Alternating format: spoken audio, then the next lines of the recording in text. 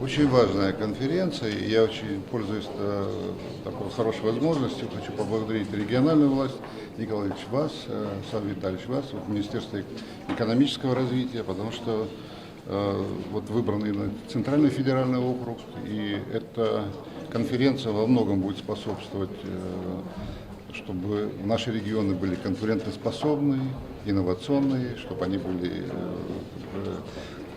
создавали новые предприятия, чтобы развивался Центральный федеральный округ. И это очень важно. Сегодня Рязанская область, она в плане социально-экономического развития делает очень много, и результаты хорошие. Если говорить даже о майских указах, вот эта линейка, она очень хорошо выполнена, но тем не менее есть новые задачи, которые поставил президент нашей страны. Это вот совсем недавно в послании.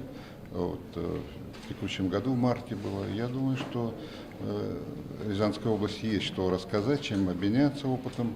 Ну и сегодня все регионы представлены, и такой представительный, очень много специалистов приехало со всех регионов. Я думаю, что очень плодотворный, хороший разговор будет.